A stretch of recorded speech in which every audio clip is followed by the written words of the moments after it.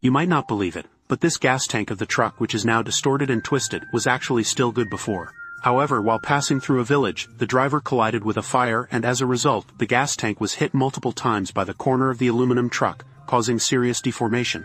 Normally, this type of gas tank would be sent straight to the junkyard and replaced with a new one, but the worker here said it could be repaired for a cheaper price, making it much more economical than replacing it. And so, after a skilled performance by the masters, this seemingly discarded gas tank was perfectly restored to like new. Watching the entire process is truly astonishing. To make it easier to handle, the first thing the worker does is drain all the remaining gasoline inside.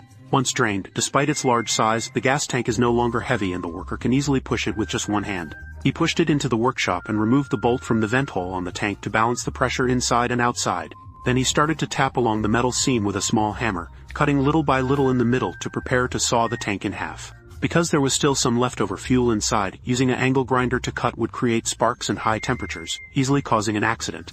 Therefore, to avoid an early trip to the great beyond, the wise worker chose to use a chisel and hammer for manual operation. Going slower but surely is the safer choice. When he finished cutting, he discovered that the fuel tank was not empty but contained two baffles inside, which are the anti-slosh plates commonly found in large fuel tanks. Their role is to reduce the force and dampen the movement of the fuel inside, helping to prevent strong swaying that affects stability when the vehicle is in motion. To easily reshape it, these two shields also need to be cut away. After removing it, the inside of the vessel shows a distorted shape wrinkled in all directions. With the preparation stage complete, I can finally start the actual repair process. And as is often seen, top craftsmen usually only use the simplest tools. The craftsman inserts a wooden stick into the vessel, and then uses a large hammer to strike the deformed areas from the inside.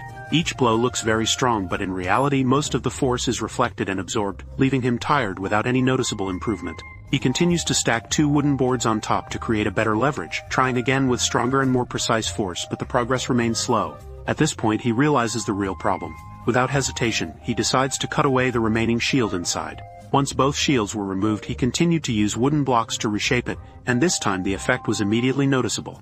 It's true that if you think outside the box, there are always more ways than difficulties. Once you have the right direction, everything becomes much easier. The gas tank gradually restored itself before everyone's eyes. Under the skilled hands of the craftsman, the deformed edges on top were quickly straightened out, but that was just the first step.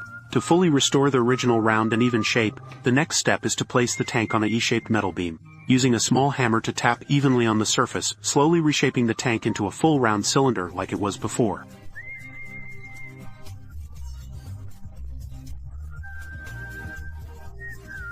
So under the patience and meticulous shaping of the craftsman, after 2 hours, finally, the two twisted and deformed sections of the gas tank were restored to their original even cylindrical shape.